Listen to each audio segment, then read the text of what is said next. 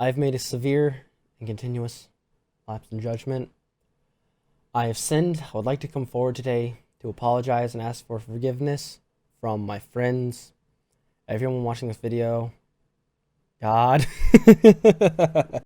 I told myself I would never do this again, and I lasted 10 years without doing it.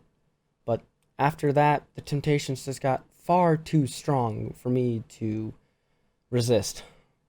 I watched the 2009-2010 live-action Cartoon Network Scooby-Doo movies, and I hated every single moment of it.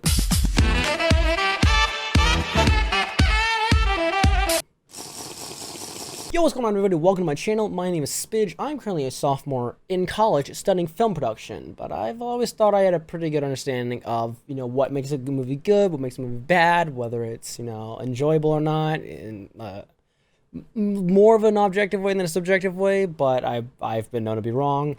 But even as a little kid, I always was pretty good at saying, this movie's good, this movie's bad, and having that stake, with my opinion at least, going forward through life. And I especially discovered that while I watched these two movies the first time, because even when I was 8 years old, I saw these movies and I was like, wow, I never want to watch these again. Please bleach my eyes. And I had the exact same reaction this time, except this time I forced myself to do it, and I hated it because I wasted 5 hours on these movies that I am never, ever going to get back. I want the death. I want all the death. Please give it to me now. The entire time I was watching these movies, I just kept wondering, how did these get greenlit? Because both of the movies are just absolutely terrible. They just mistakes from the production companies that made them, and I don't like them. I never have. I probably never will, because they're just terrible. But, I thought October 16th, 2020 is the 10-year anniversary of this movie, so I'll try to make a video about it because, baby, as the old adage goes, beauty comes with age. So I thought maybe that'd be the case here. It's not. These movies have aged like milk. Ah, yes, the mystery begins, where the only mystery in this movie is how it got past post-production, because it is an abomination. I kid you not, within the first 20 minutes, I was up off my bed, yelling at my phone screen, how did this movie get made? And just being extremely upset because I was so salty about all the issues that were there on a professional production. I literally had to take a 40-minute walk to clear my head and calm down because I was so upset about this. Also, there are cartoon sound effects that don't really work in this style of a movie. That style is kind of supposed to be serious but a little goofy. It doesn't work because the cartoon sound effects just make it seem way too goofy, and it doesn't fit in a live action world most of the time. So I'm not going to play any of them because, background music, copyright, all that, nah. But they're there, and if you watch the movies, why are you watching them? But if you watch the movies, they'll be there, and they'll probably throw you off a little as well. The movie begins with a school bus pulling up to a bus stop and barely even waiting for anybody to get on. It's there for like 3 seconds, so obviously Shaggy ends up being late, which he shouldn't be, in my opinion at least, because bus driver should have waited for at least 2+ minutes, which he didn't. But Shaggy ends up getting on the bus, and he gets tripped by a bully, and we get the first joke of the movie. Roll it! Have a nice trip, Shaggy. Yep, sure did. Yeah, that's the first joke of the movie. I get that it's probably supposed to be intentionally bad, but that would also lead me to assume that the rest of the movie's intentionally bad, which it's not. So I'm gonna just move on and ignore it completely. So once Shaggy gets tripped and gets like up, we hear a guy arguing, and that guy is Fred. He's arguing with a bully about, why do you do this every day? You're so mean. Oh, yeah, that's Fred. That is Fred. Somehow. I really don't want to go over everything in this scene because I think it's a bit long, and honestly, this one's kind of unnecessary. The next scene is also a bit long, but they're just entirely used to establish characters and establish slight traits. Here's the highlights from the bus ride. Haha! Velma talks funny. Haha! Shaggy's weird food. That's it, and we get introduced to the characters. Even though if you didn't know what the cast looked like, you wouldn't know it was Fred. Because it's not Fred. This is Fred. This is not. After the bus ride, we have a slight scene that's in the school, which is Coolsville High. They live in Coolsville, Ohio. For some reason, it's over apparently by near Lake Erie. I guess that's revealed in the second movie, but that's just a fact, I guess. They live in Ohio. Good choice, though. But Shaggy has locker issues. Shaggy falls into a trash can and rolls all the way to the principal's office without anybody stopping him, which is a bit weird because that would not happen in real life. Letting it's a movie, but movies are still supposed to be at least somewhat realistic in some aspects. Like that. Common human decency. Just doesn't exist in this movie, I guess. I guess it's supposed to be some sort of joke in 2009, but these days, at least to me, it just seems like a really bad job at plot advancement, and it just confused everything out of me when I first saw it the second time around.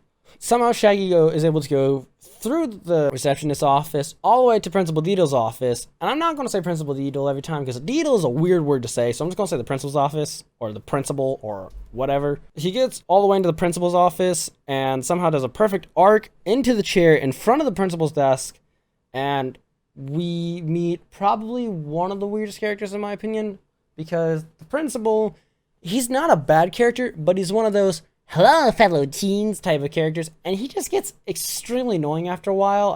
I just don't like the way they wrote him. They could have still had that type of aspect but made him better, and they just didn't. Shaggy and the principal talk. The principal says he needs to find friends, but in the meantime he should pick up a hobby and suggest probably one of the worst ones he could suggest, stamp collecting, philately as it's apparently called, which I only learned the second time watching it, because my 9-year-old brain didn't go, I don't know how to pronounce that, and just completely forgot it 2 minutes after hearing it the first time, and the second time, because Shaggy says it later, but we're not going to go with that.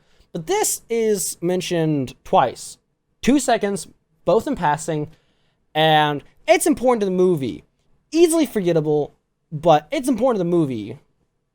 And they did not do a good job about introducing it, because I honestly almost forgot it the second time watching it. This time, Shaggy leaves the principal's office, and we get a scene switch to one of the worst scenes in the movie, in my opinion. Not because it's badly written, but because it's illogical.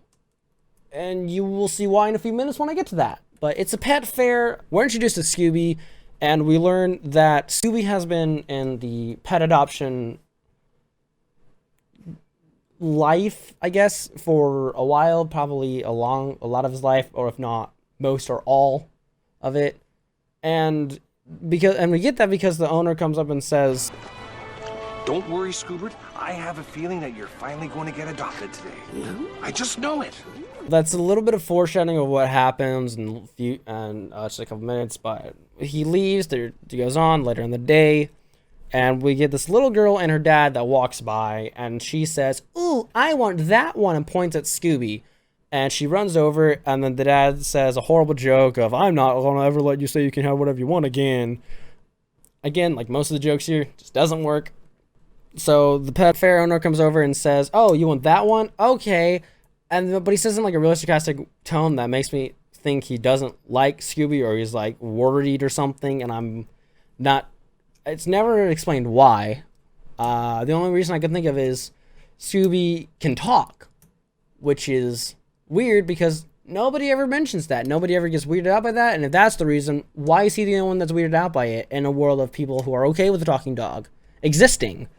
This is the part that makes me dislike this entire scene, because after the dad says, oh, I want that one, Scooby jumps out and does this. You ready to meet your new family?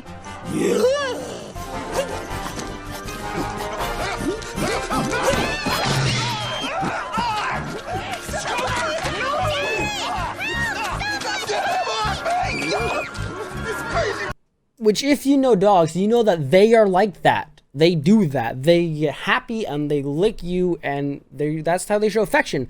But everybody in the scene, everybody just acts like it's a giant satanic act. But it's just a dog being a dog.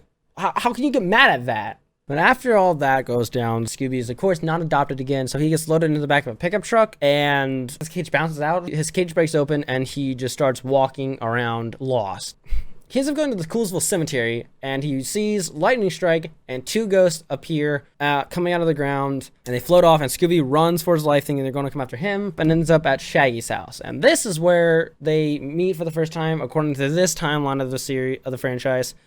And again, Shaggy's not weirded out by the fact it's a talking dog, but jokes happen, none of them work, and by some weird means that I still don't understand, they become best friends, and then of course, that's right, 2010 Rock Montage! Which I cannot play for you because I don't want to get sued by Cartoon Network or whoever owns this hellhole of a movie right now. After the montage, we get a second bus scene, and this is the one I have an issue with. Shaggy gets tripped again, Scooby dislikes and decides to attack this bully guy, and this starts a huge fight on the bus. And the bus driver looks back, tells them to stop, and this happens.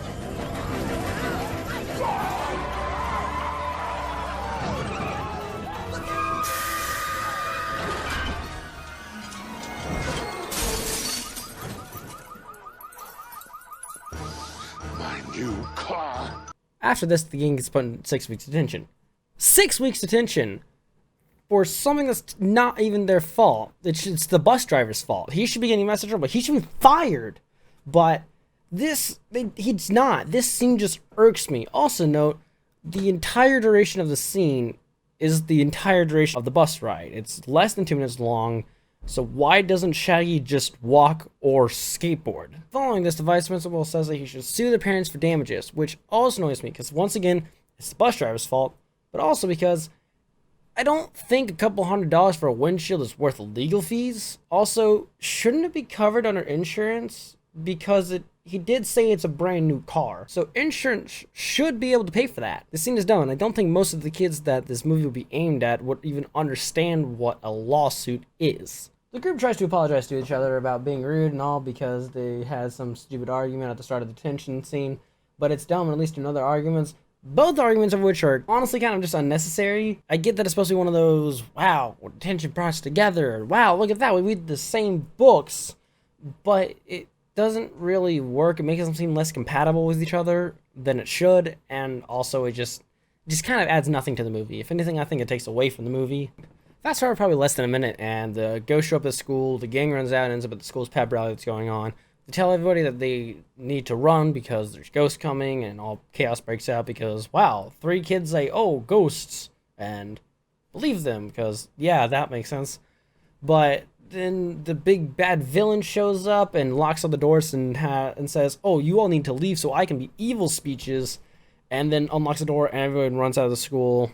The vice principal shows up and tells the principal that, no, we should not close down the school because of this, because it's probably some sort of elaborate prank. Because the principal is saying, oh no, look at that, we need to run, and we need to close down the school because threatening, which it's just really bad foreshadowing, and I think honestly also incriminates the principal, which I'm just going to say it right now, the principal's the bad guy. It's very obvious once you look at it closely, but he is. The vice principal then says that the only people not at the pep rally that could have done this were the group of kids that were in detention, and logically speaking, he suspends them, which makes sense. It's meant to make him out to be the bad guy of the movie, but it doesn't. It makes sense, and because he's actually acting logically, he in turn becomes my favorite character in the movie. The gang decides to go investigating and around the cemetery, and Scooby starts sniffing the ground, which in turn he gets something up his nose. And this scene also annoys me because then after he gets something up his nose, Freddy and Shaggy high five and laugh hysterically like it's funny, and I really don't get why it's funny. And the high five, did they do something to Scooby? Did they put it there? I don't get it. That makes no sense. They find these 2 random tombstones, and somehow they're able to know, wow, these 2 tombstones belong to the people who are also the ghosts. There's no explanation of why they know that. They just do. Afterwards, the gang walks out of the cemetery, and they agree to meet up at Shaggy's house the next day, which they do, which is also where Velma explains that she discovered that the 2 people that are the ghosts are the founders and creators of the Coolsville High School. There was some sort of flood before the school opened that killed them and ruined the entire town, and they had to rebuild the whole city completely on top of the old town. I don't understand why this is necessary or why anybody would have to do that, because at that point it's either there's a swamp or just destroy the old buildings and rebuild it. They decide to go investigate the school that night because they're not allowed to be on school grounds during the day and be seen, even though the next day after the investigation, they show up at the school during the day in front of the vice principal. Literally nothing truly comes of this investigation.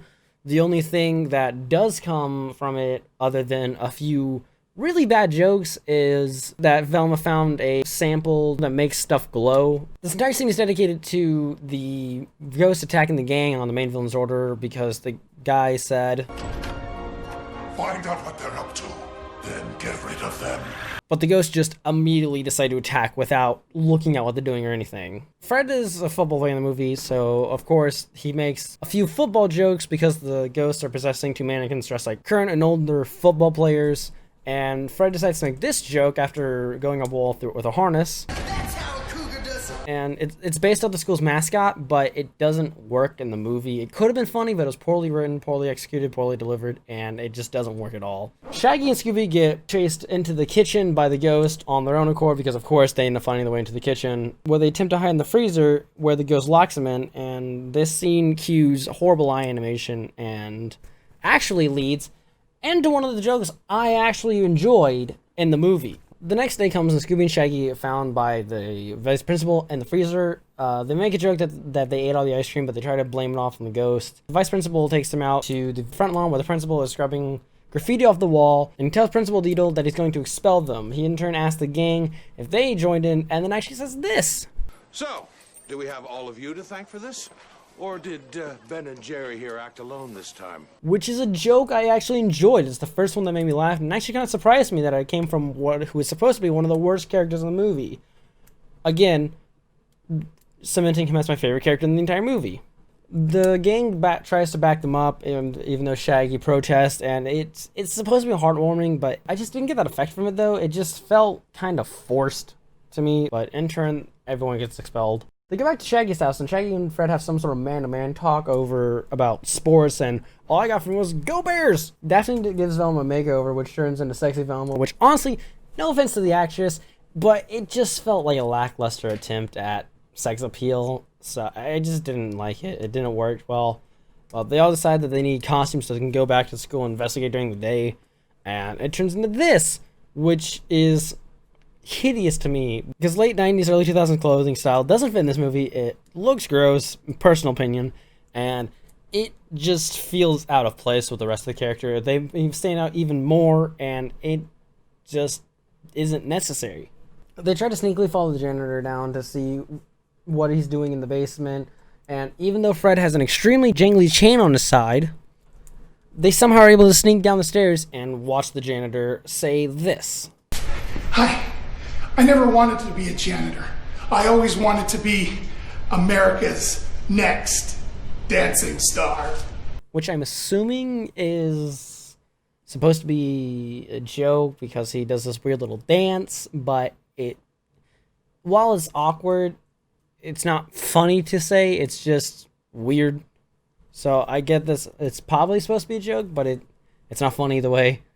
Nothing in this movie is funny outside of two jokes, which are supposed to be passed by, and this movie gives me pain. Velma also follows the other suspect they have, which is the librarian, who said that she doesn't like her job because now she not only has to do the library, which is her job and what she wants to do, she also has to do detention. And so Velma follows her and discovers that she has a knife,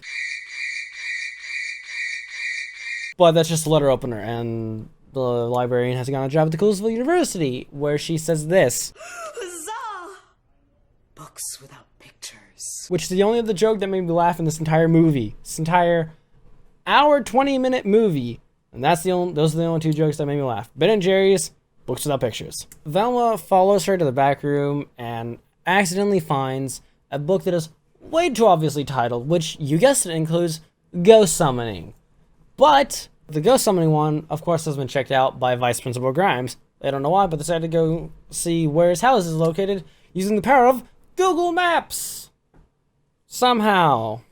They find out that Grimes' house is located on top of a mountain. Vice Principal Grimes, the sage joke where their bikes aren't going to be necessary.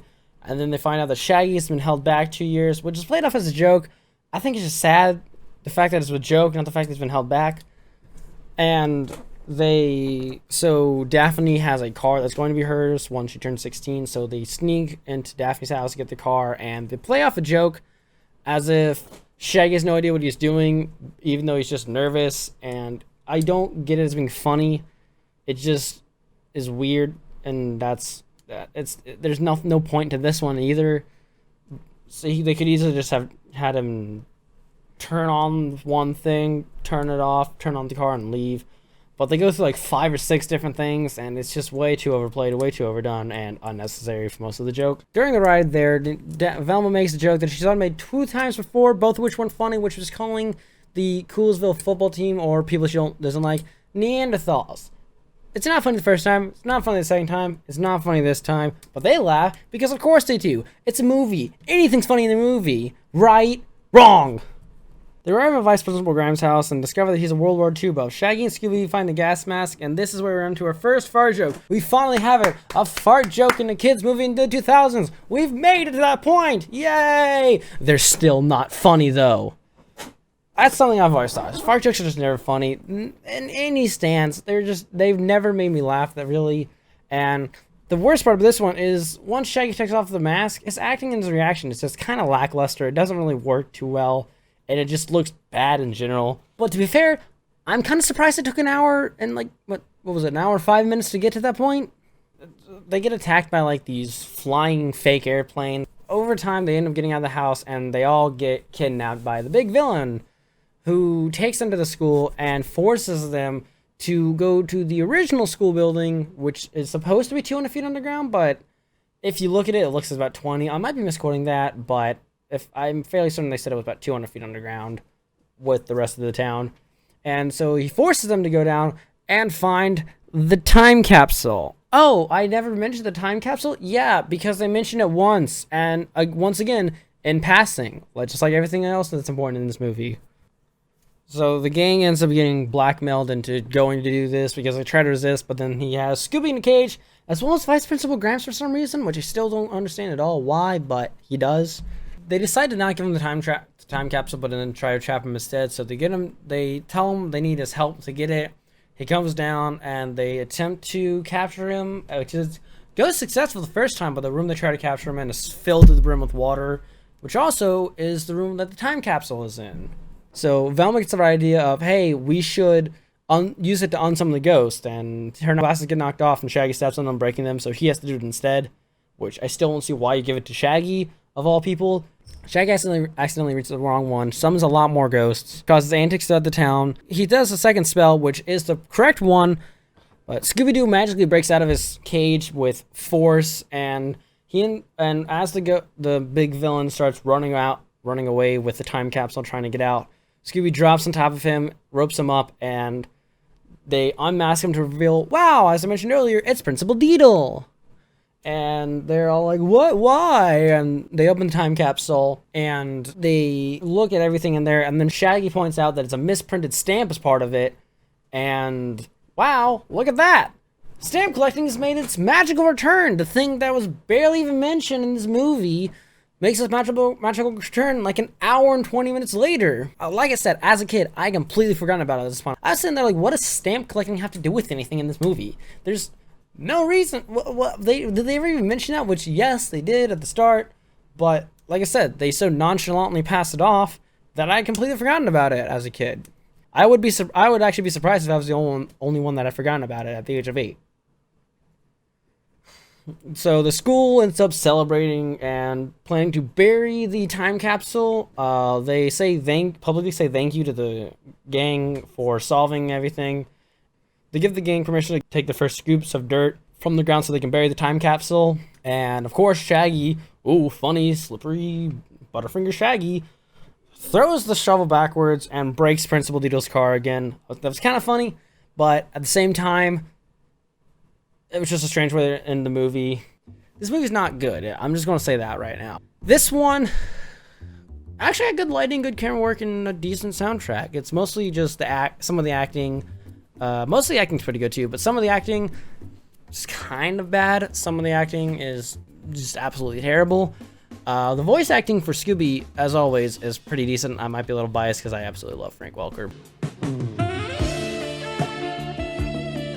But that's beside the point. Still gonna say some of it was actually kind of bad, but most of it was pretty good still. I've already mentioned how bad Scooby looks and how I just wish they had maybe just done something completely different, like scrapped the project entirely and not made the movie. But anyway, Shaggy, let's talk about him. Shaggy's hair, not the same. I think it looks weird. It's like semi-long-ish, dirty blonde, straight hair. In this movie, Nick Paladis has curly, long, brown hair. Doesn't work. His voice, horrible. I just don't like it. It doesn't sound anything like what Shaggy's supposed to be. It just sounds whiny most of the time. And I just don't think he was a good casting. Nick Paladis, not gonna rag on him. Great actor, except for that one reaction scene during the gas mask. But he just doesn't fit for the part. Robbie Amell was the actor for Fred. I'm not gonna rag on his acting. His acting is actually really good in this movie. He's a really fantastic actor. He's actually the guy that plays Firestorm in the CW show The Flash. And that's actually a really good fit for him. Fred, look-wise, is not. I think the actual role that he played and the way he played Fred, actually he did quite well, but it's the fact that he has no chin and he has like brown, brown, maybe black hair. I can't really tell from the movie. It doesn't fit nearly at all. His build is different. He's too short-shouldered. He's very kind of like a small chest. Fred is supposed to be very broad-shouldered, blonde with kind of semi-long hair, but Robbie Amell has like very short hair in this movie, and I just don't think it looked good. Maybe they were trying to go for something like that, like blonde dyeing hair, but it's not what it looks. It doesn't look good to me. That's my only complaint about him. Back on the note of Scooby, but it just seems like they just didn't put any work in for Scooby, you know, the main character of the entire franchise.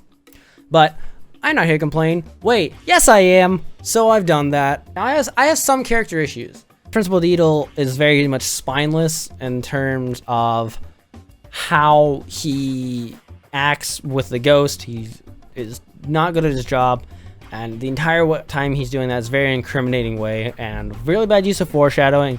And just, they could have done so much better with him as a character, but they didn't. Plus, the hello fellow teens. Not really my favorite aspect of him. Vice Principal Grimes. He's made out to be a bad guy, but literally all he does is do his job correctly, like he's supposed to. And they make that out to be a bad thing. But it's not. In turn, it made him my favorite character for this entire horrible movie. Now, yes, when he expels them, he should have technically put in an investigation and seen if the gang was responsible for it, because I would be surprised if that you know, school doesn't have security cameras. That would be a surprising thing, but it's not. But it's not what he does, so it just doesn't make sense to me. That's the only main issue I have with any of the characters. Now, the things I do like, Vice Principal Grimes' Ben and Jerry's joke, that was actually pretty good. The librarian's books without pictures joke, that was pretty good. And the CGI for the planes and Vice Principal Grimes' house actually looked pretty good. I can't really tell if it was wired. If it was wired, it's really good. It's very, very consistent, very, very stable. And if it's CGI, why couldn't you have done that for Scooby? And the ghosts look like they were there on camera. They don't look like they were taken and put on in post-production. It looks like it was actually an actual ghost there on camera that was see-through. It's very well done. So again, why couldn't you put that much effort into Scooby? I'm very confused. Make the ghost look like crap, but the main character look good. That's what you should have done. Out of a rating, I'm going to get based off camera work, lighting, soundtrack, acting, casting, directing, and story, whether it has like plot holes or not. I give this one a 4 out of 10. It was okay. It could have easily been better. Could have been worse. Could it? I hope not. That would be terrible. But 4 out of 10. That's what I'm going to give this one. Hey guys, so I'm actually going to be ending the video here. I'm in the middle of editing the video and it's coming out to be a lot longer than expected. I'm going to try to keep them about 30 minutes or shorter. So hopefully sometime within this upcoming week, I am going to be uploading the next movie review for Curse of the Lake Monster. So go ahead and keep a watch out for that. If you guys did like the video, please go ahead and do so. If you want to tell me what you thought about the movie, you can go ahead and leave a comment. Tell me if there's anything you think I should do differently about my videos next time. And go ahead and subscribe if you want some more of these. And if you've already done all of that, thanks. And I will see you guys in the next one. Peace.